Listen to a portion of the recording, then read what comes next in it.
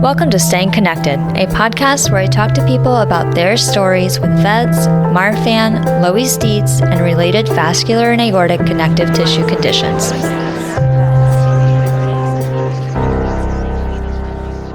The views, information, and opinions in this podcast are those of the individuals involved, and the information presented does not constitute medical or other professional advice or services.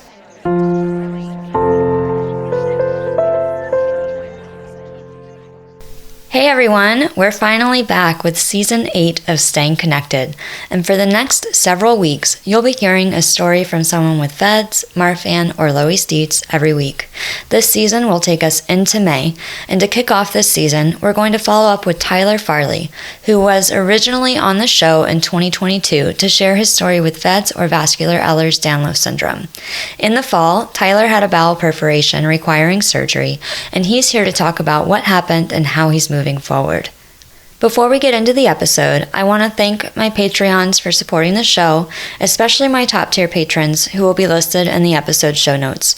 Without your support, this show could not be possible, so I really want to express my deep gratitude. Thank you. If you aren't a Patreon yet and you want to be, check out the show notes for a link to where you could become a part of that community. Thanks so much. Let's get into the show.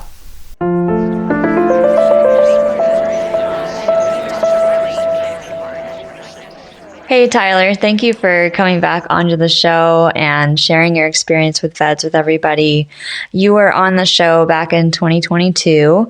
And before we dive into your most recent experiences and kind of like what happened in the fall and everything, I just want to let listeners know that if you want to listen to Tyler's diagnosis story, you can go back to 2022 and find his story, and I'll link it in the episode show notes. So thanks for coming back, Tyler. Do you want to introduce yourself really quickly to people who don't know you?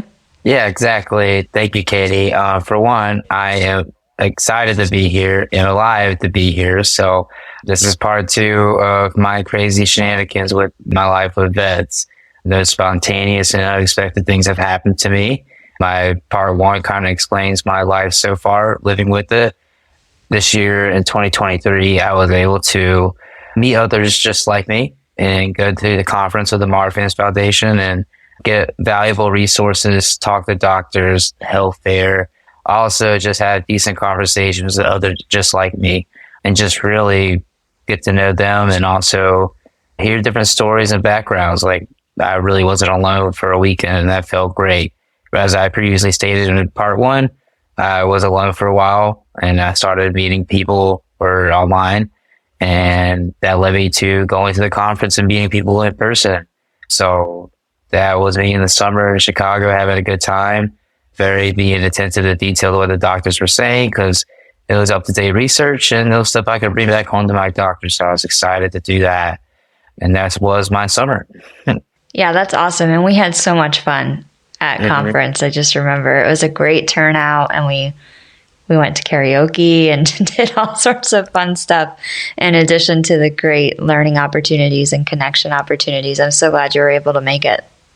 Yeah, it was a good time. I had a good time and I'm excited for the virtual one and also the one afterwards with in person in a year's time. So I'm definitely going to be a part of that because I feel like that is my community. And I'm glad to be a part of it and know those great people. Yeah. What was it like meeting people with VEDS for the first time in person? I know you had been part of the online groups before. So it was just more finally like it was happening because it was something that was long overdue, I feel like, for me. And I tried to do so respectfully and also just in knowing in due time it would happen. Just going to the conference, it wasn't just like 1 or 2 or 3 or 4 or 5. It went from 1 to 20 to, I didn't keep count. It just kept coming. Not because people have VEDS, it's more like, okay, you guys are here in person, you're just like me, you guys get it. This felt great to be surrounded by people like that for once. I have a great support system at home, love, friends and family. But also just to be around others that has the same issues health-wise. And not just that, mentally, I think that's a huge aspect as well. And also, I feel like my actions and what I've done reflects to others. So I was able to help out others, I feel like, just telling them my story and what I've done in the past few years. There was similarities a lot, not with the same mutations, but just the same outcomes, I guess. For example, I have a vascular condition generally. I have more issues GI-wise the whole life. My first perforation was 2014. That's in part one. And all I know is that I was sick, like fever, ill, those kind of symptoms on set. The next thing you know, I'm in the hospital with a perforation. So when I talked to other people that had the same issues like that, they said that's what happened. So I noticed the correlation of just talking to others that if you feel sick or ill, treat it like a cold. Obviously, don't be scared, but just know that may be a sign that your doctors may not just know. Just know that I noticed that, and that was a game changer for me. And that was just from communicating with others that had the same experience, that know the same pain and same kind of like, what do you do in those situations vibe. That was very important to listen to what they did. And not that they did anything wrong, but not to figure out the right way, but just to see what we can do to enhance a great way to survive in those situations. Yeah. Yeah, it's so important connecting with people in person and even connecting with people at all with the same condition and learning those types of things. It's so wonderful. And I know that you've made some local connections too now in North Carolina, right? Yes. So also before Chicago, I was able to help out with the fundraiser for Walk in Victory in Raleigh. Did the team VEDS by myself, and I think I raised around $7,000 for my team. That was cool because not only that, it wasn't just because there wasn't any VEDS people. It was a rainy weekend. It was a rainy weekend. It wasn't a time to come out and enjoy, but I met people at Marfan and other conditions alike that get the struggle and get the idea that we need more advocacy for our care. Like, they just understand. So they go to the same hospitals, they go to the same emergency rooms, maybe even see the same doctors. So I think me speaking to them, knowing them, getting to know their stories, even though they're not the same conditions, is that it can help me understand how, in my mind, it's like a game. How does the game work and how do you play it? Because my game is the survival in life. I'm sure everybody with these conditions understand that. I don't want people to think there's not a chance. There is definitely a chance. And I am a proven, I say survivor of that. Just knowing that there is a chance. Yeah. Let's talk about your event in the fall. Okay. So, funny enough, in Chicago, speaking to the health fair specialist about my issues I had, which was GI at the time, he was the first one to explain that everything I had issues-wise was pretty normal. It wasn't like it was going to change. It was more like, this is your common life now. And for years, I was searching the answer, why is this happening? So he helped explain that. And he also mentioned it's not the matter of like, if you're going to have a surgery, it's more like when. That's July. So I go back home, get my doctor's appointments ready. I have a GI doctor's appointment September 29th to speak to my GI doctors about my visit to the conference and all my information and all that. That morning, I wake up in tremendous pain. Keep in mind that I grew up with kidney stones, so I kind of know the pain, but also with living with this condition in my past events, I like to listen to my body for pain and see the difference and see if I need to go in, or obviously don't play around. This time, it wasn't that case. It was more that it wasn't as painful. Something was up, but I thought that it was enough for me to go to the hospital anyways. The level 1 traumas that I know near me that I go to, like UNC Chapel Hill or Duke. Keep in mind, I'm living in Raleigh, by the way, North Carolina. It's about 40 minutes. So if I ever feel like I need to go, I'll go. This time, I didn't think it was that important. I knew that the facility I was going to had some scans and thinking that they would be able to transfer me if it came out to worse situations. So my thought is thinking it was a kidney stone. Came in, got the scan. It was early morning, like 5 a.m. I drove myself. I was just in pain. I literally didn't feel like it was that kind of emergency, even though I should have hindsight. Now, they admitted me immediately because they didn't see a kidney stone. They saw a perforation. I was confused because I wasn't even on pain meds, maybe Tylenol. I wasn't hurting. They said this is the biggest one that they've seen in my medical history. I only had 2. The first one healed itself. So I was like, this one's bigger and it doesn't hurt. Anyways, I'm about to go to work that day. You know, I was supposed to go to the hospital or the appointment to see my GI.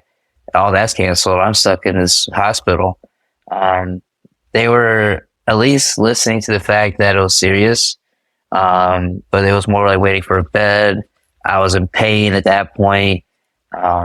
Morphine was allowed, but like, I also don't like morphine that much. I just knew that was going to be a rough time, but I also wanted to keep fighting because my past experience is that, hey, it healed. Like, take the antibiotics. Like, they were saying my white count was just high. They just didn't see anything else in the imaging. This is like 8 a.m. on that Friday, September 29th. That's the day that everything started. They admitted me, got me in, got to bed. I stayed in by myself. I even told my mother, like, hey, go back home, get things you need. I don't know what's going to happen, but I'll be okay for the night. And that night, I stayed by myself. I was in pain. I wanted help. The nurses were just, I guess, just tired or anything, but I was just yelling because I was in pain.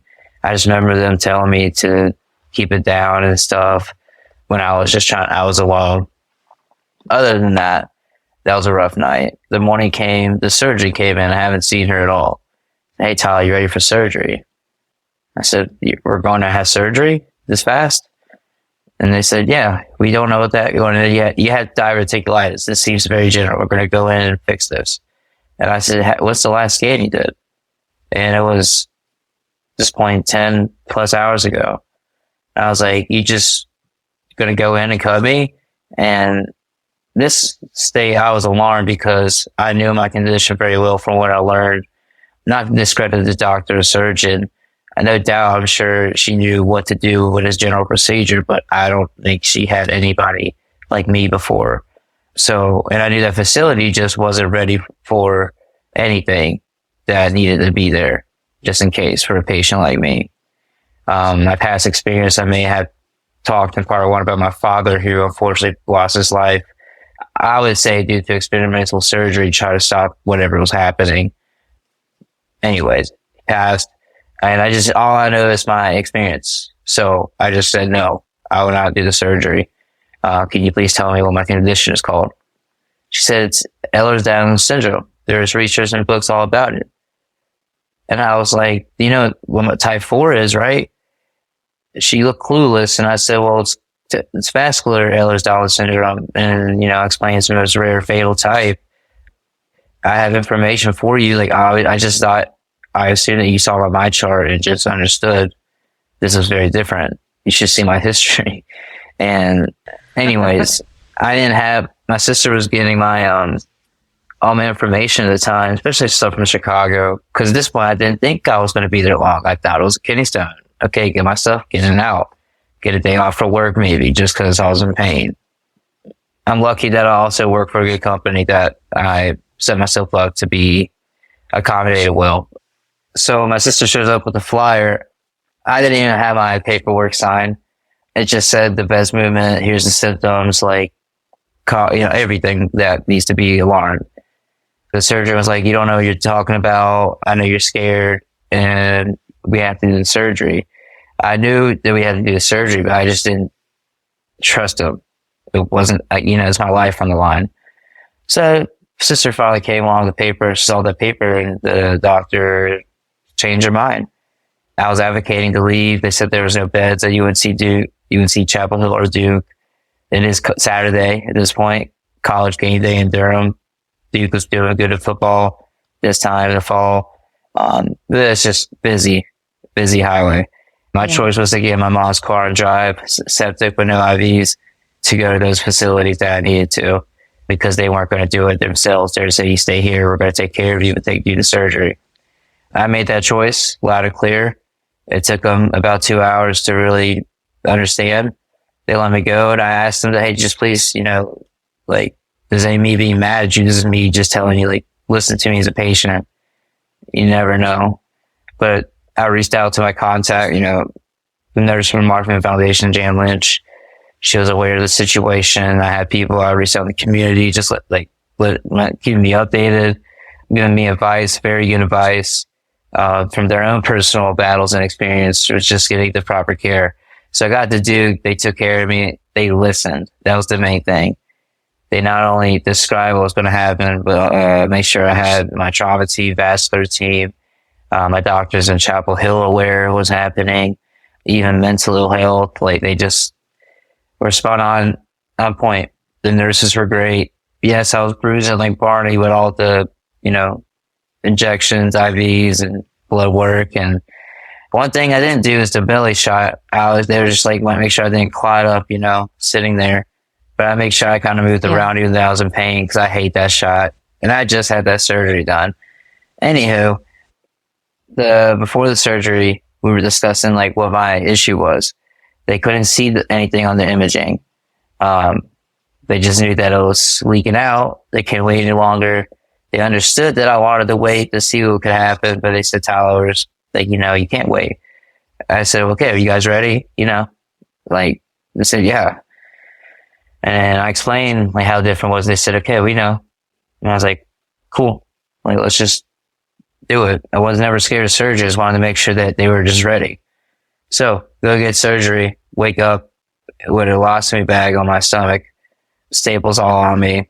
And the doctor's explaining to me, the surgeon saying, well, it was very different, but it wasn't diverticulitis. It was a mass abscess that perforated your sigmoid colon to perforate like that. So it took us about an hour to drain out that abscess and then I keep thinking Hammer's procedure, but it's something procedure done. So waking up with an ostomy, which is very new. They explained that to me how it was going to be before surgery. I just wanted to be better. I was just kind of not terrified, never scared, just kind of baffled that this has happened to me in 24 hours, where I had to even fight for my advocacy, fight for my life to get me there. Now realizing like what was at risk, even though I knew, I got lucky, and I healed up great. I had an NG tube after my surgery because it was hard to hold stuff in my stomach. That was another thing that I get used to. Not used to, but just things I'd never done before with my condition. This was the first event that really put my butt to the ground. But I got better. I knew it wasn't the end. I went home with my family for a month. I already had my job set up to be on FMLA and short-term disability, so my bills were paid still. My dog was taken care of by my parents. Everything was taken care of, just making sure I was good. So the symptoms that you had for your bowel perforation, will you describe those for the listeners? It was more in the same area, but it was moving. So that's where I thought it was a kidney stone. Past perforations before, it was just one area, like very, very painful, where I couldn't move. Like I said, I drove myself to the hospital with this pain. I know not to do that if I'm in very sharp pain, but I didn't think it was that serious because just the severity of pain that I'm used to. Once I was in the hospital, the pain did get worse, which is crazy to me because I'm like thinking, oh, I caught it at a time, or like, oh, a hill. Like, I'm just thinking, okay, like this last time I just healed on itself without nothing, without a diagnosis, with just the antibiotics. Anyways, being very ill. So like that night before, I noticed that I was feeling very ill in the sense of like flu, not snotty, but very fatigued, hot, like really tired, want to lay down, couldn't really do much. So I was like, let me sleep this off, Like maybe it's a cold.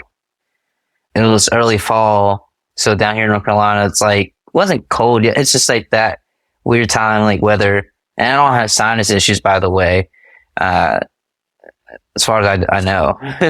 But I was very sick, and to the point where I knew I had to go to the doctor the next morning.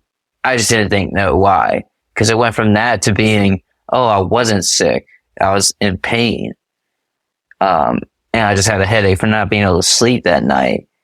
I just noticed that pain was more like, okay, like touching, it was tender, but like the perforation I had before a long time ago, like I couldn't move. It was the worst pain. Like I just screaming, bawling. This one, like I could move around on it, but it was tender.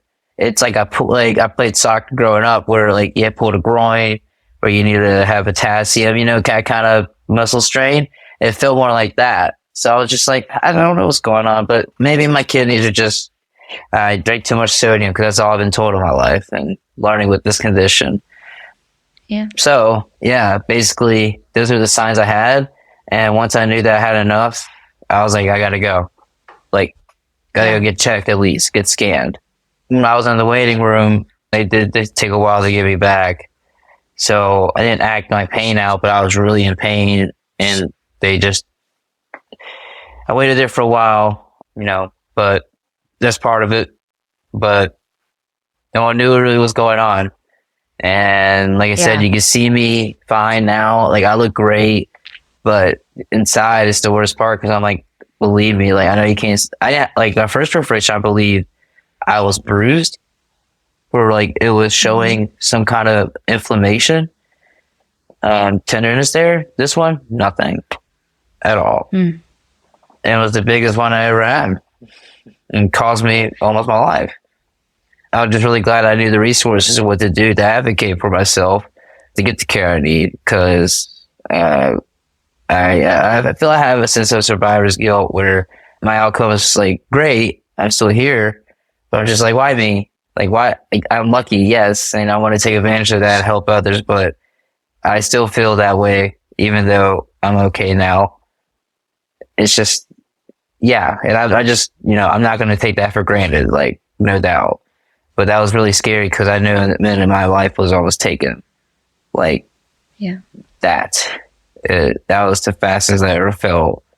I felt poised and calm because I knew what to do and just kind of let it be. But at the end of that, it's literally just a gamble. I'm lucky to be where I'm at, where I had those facilities and those people that listen. And like the first doctor I mentioned, it's not her fault. It's just that awareness is key, and that's what I try to do. I gave her information about what she should be referring this to as, and listen to me like, hey, it just takes, like, let's Google it. You'll see the difference. It's 2024 now, 10 years ago was my diagnosis, and what led to that, it was confusing. There wasn't much. Now we have this much. Enough to be like, hey, this is for real. Mm-hmm. And shout out to Duke. Yeah, shout out to Duke because they really stepped it up when they didn't have to. I was taken care of from the minute I was brought in. Even now, right now, they're still following up. We're doing a story. I can talk about that too. They're admired about what happened, and they love the outcome that I'm doing because I tell them, like, it's because of you guys. Even the surgeon I had, I brought up the doctor in Chicago told me that I should probably talk to this specialist he works with that had the colorectal procedures done. And he said, the surgeon that proceeded on me at Duke said, you remember me talking about that? And he's like, do you still want to do that with him? I understand that, you really wanted to. I just want your approval for that. I said, no, you did the job. I mean, it seems like you did everything good. I don't see a problem with you doing this again if I have to. And he's giving it an option. He's not forcing it on me to do a reversal. That's another thing. That's where I'm at. Yeah, we'll get to reversal in a minute. Let's talk about recovery. What has recovery been like for you? Oh man, that was a very, very, I want to say stepping stone. That really challenged my mental aspect of this disease, my physical ability, and my mind on what I thought was going to prepare me for it. Like I said, I didn't cry at all in the hospital. When I got home, that's when it really hit me that, okay, like I survived. Now it's more about living. Like, how do I do that with this bag on my stomach with like 50 staples on me?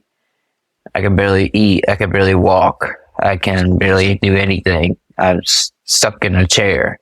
My dog that I love so much cannot see me because there's a risk that, you know, the very first time I'm home in those first few weeks, like I was very, very fragile more than I ever been.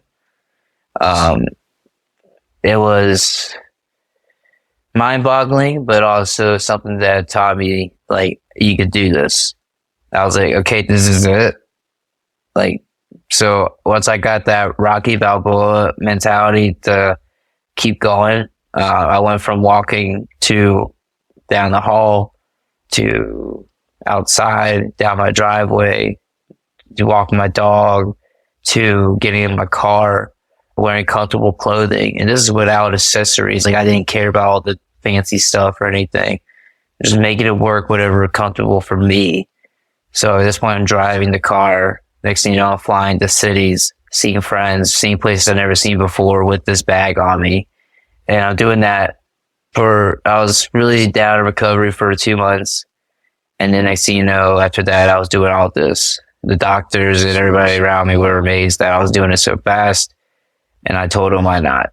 There wasn't anything going to hold me back because I know what it is not to eat, drink, or move for weeks in a hospital bed where you don't sleep, where you hear everything, where you're getting waking up to get poked, to get checked on. People care about you. People love you. You don't get your privacy. To be honest, when I got home, my mother took care of me. She cleaned me up. As a grown man, that's something I never wanted to experience in my life. But in that time, that's all I had was to help me. Even with facilities, great insurance I have, there was no resources for someone to come and help me for that. So when it comes to spontaneous, it's not like, oh, we can plan this out. We can make sure you have all this stuff. It was more like, okay, you got 2 weeks to get everything in order, or you got to learn this stuff. So everything I learned on my own was because I just been intuitive and thinking hard and making it easier on myself. And now my mission is to not talk about my bag, or not only that, but like give tips, but really show others how to really step up and just keep going. That's just my mentality the whole time in recovery. There was no stopping me. Now I'm running and walking my dog daily. I couldn't go to my hockey games. I love it. The Hurricanes. I have season tickets and I missed opening night due to my surgery. That made me mad. Wasn't anybody's fault, but I was looking forward to that. It wasn't going to happen. So I made it my mission on how to be comfortable there in front of 18,000 fans, being social right after having some surgery like this, and survive and come back like nothing happened, especially at work too. Coming back to environments and social stuff. But yeah, recovery was huge because without everything I did, I wouldn't be where I'm at right now, even in this interview. Yeah, that's really, really great that you were able to, like, that. I like that Rocky Balboa analogy that you put in there. I love that. You had a lot of GI issues before your bag, and you still have your bag now. So what has your GI system been like since you've had the bag, and what led to your decision not to go to reversal? So yeah, my relationship with the bag has been a crazy one. I hated the damn thing. Excuse my language, but that thing was very annoying. I didn't want to touch it. Didn't want to bother with it. Didn't want to learn it. I ignored it, but I also realized, like, okay, this is it. And in the meantime, too, I also realized how different it was, where I'm not finding a bathroom. I'm not going immediately. I'm not having to worry about that setting or environment to pass a bowel movement with the GI issues I have, or my stomach's irritated, or certain foods bothering me, or even eating healthy, like doing all that. It's ironic where the diet they give you with this philosophy bag is the most unhealthiest thing ever, but it's what you need and this works, and I don't mind it. But I learned the hard, like, it took me a while. But GI issues, I don't have them. I just have a bag. And once I realized that it's just a bag, that was it. I went from doing a lot more things. Like I became one with the bag, as I say. And for now, it's what it is. I don't see the purpose of doing a reversal. The doctors gave me a green light. We talked about it. I've been telling them what I've been doing. It's while it's exciting. And I said, yeah, why would I go through the hell I went through? Because they have to go back in. That's a procedure the same way. And there is some chance that it may not work. So everything works well for me now. I don't see a purpose in doing it at all. And I also this whole event was an eye opener as far as what I want out of life first. Let's say this was the worst case scenario. It was over. This is what I want my life to be ended with? No, and that's no one's fault. But now that I have a chance to do what I want, I'm going to focus my life and help it spread awareness, advocacy, but also my twin sister is having a niece soon. I have a girlfriend and just other exciting stuff that I feel like I need to focus my time towards, but also manage my time. Earlier on, you talked about survivor's guilt. Do you want to talk more about survivor's guilt? I can. Survivor's guilt was something that came along with my PTSD during recovery.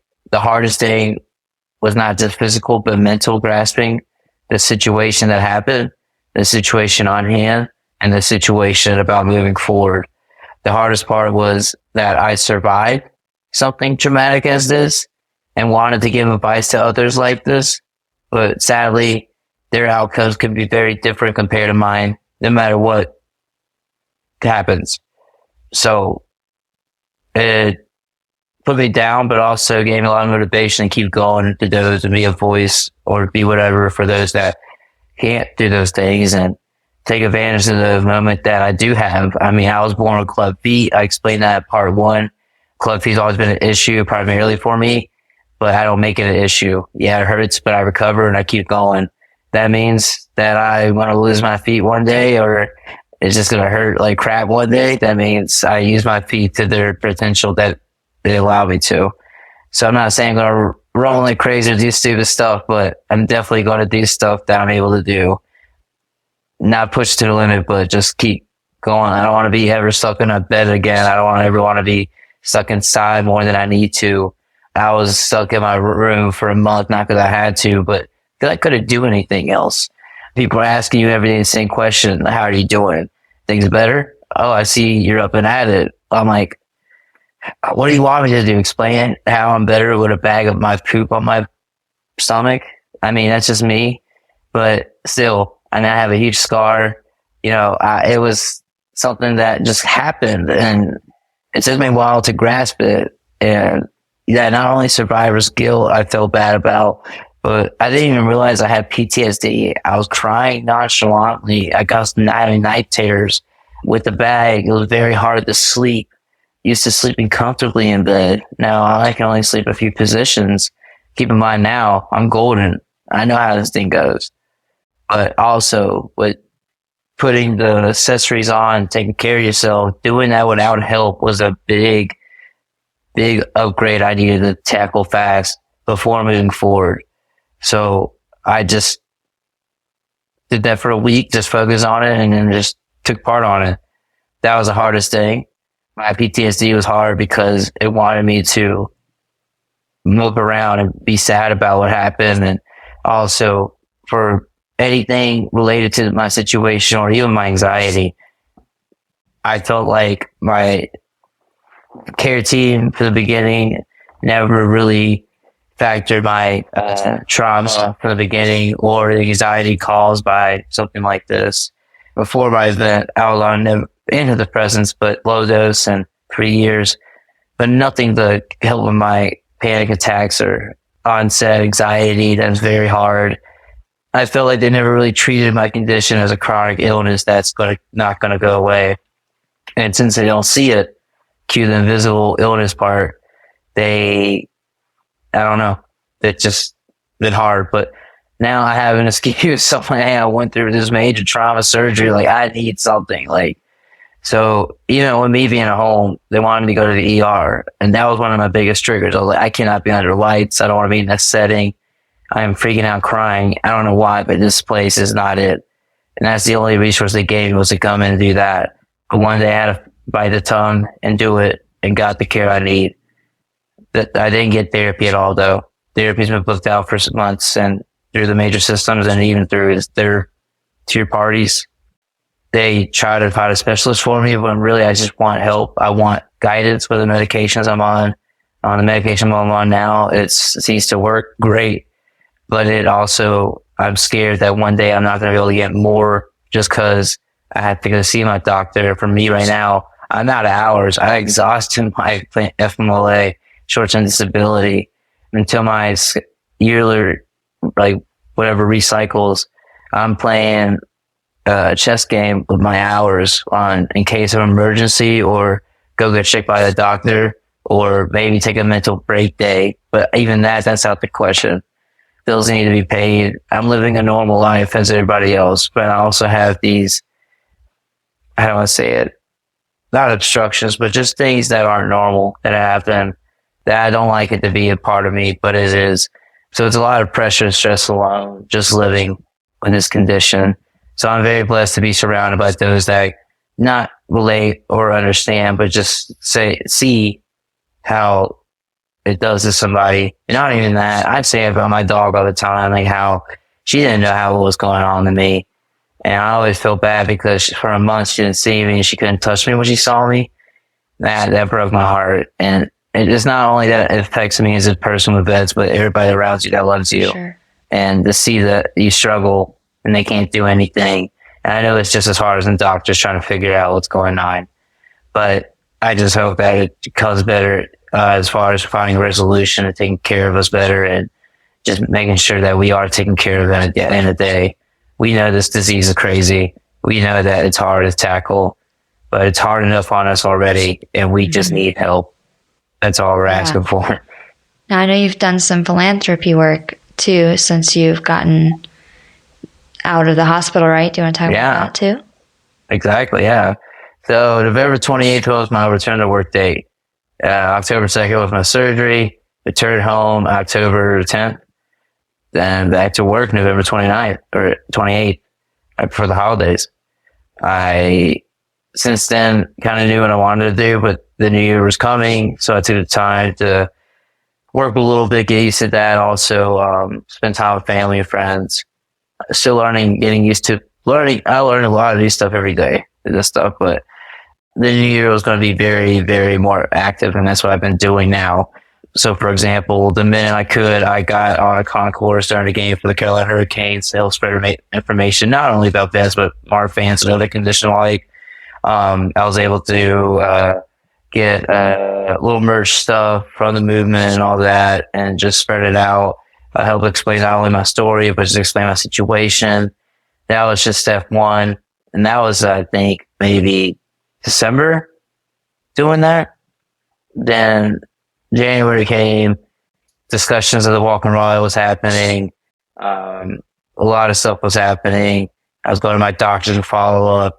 But the philanthropy stuff I'm working on now is not only the walk, but I am setting a raffle that is through my fundraiser through the walk.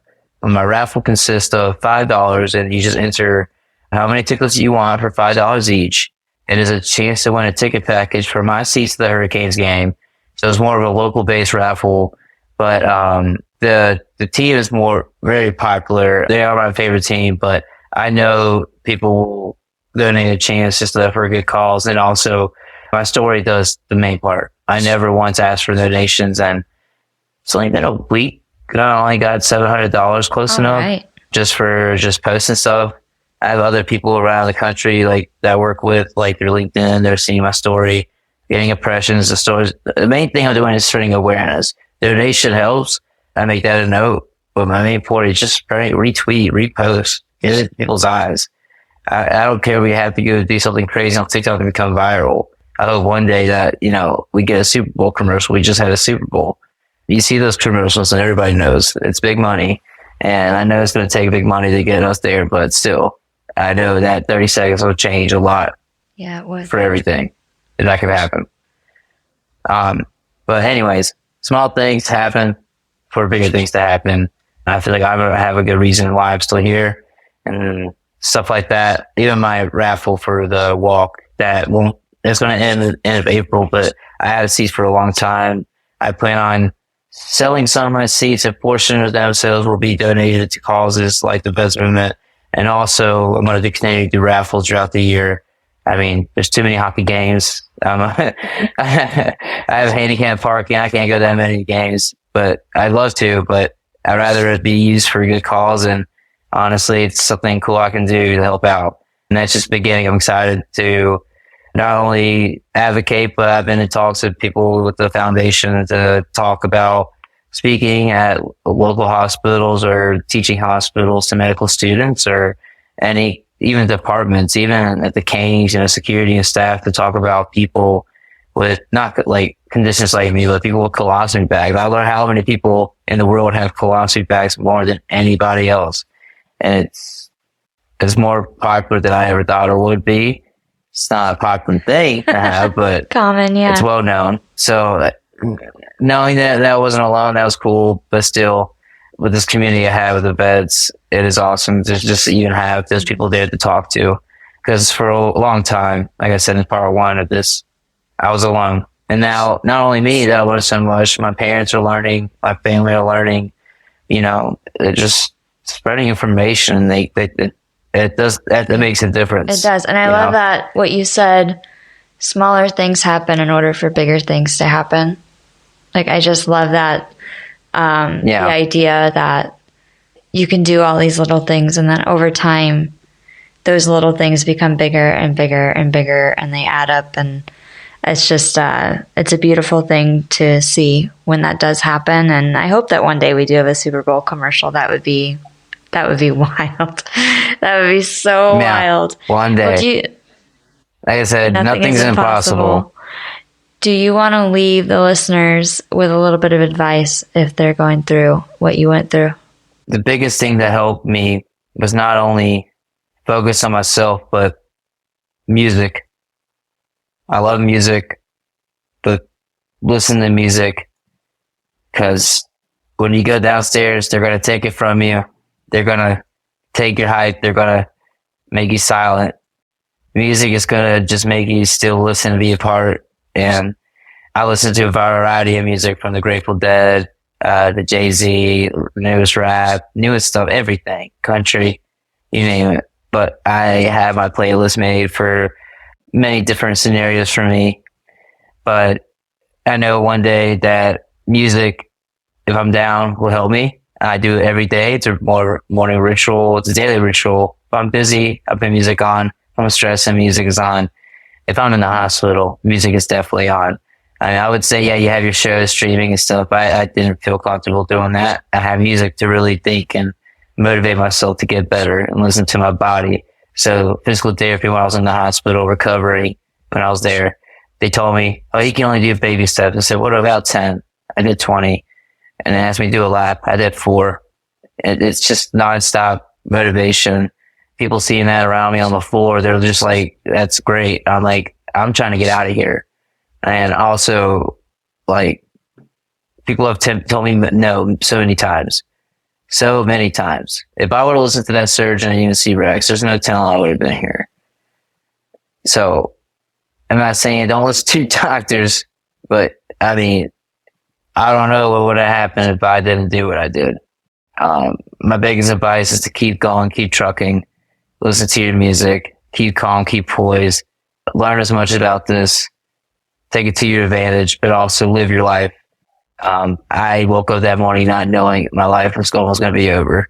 I had a lot I wanted to do, but still every day I wake up and take advantage of every moment. So just keep going. Thank you, Tyler. Thank you for coming back on the show and for sharing your most recent experiences with VEDS. Of course.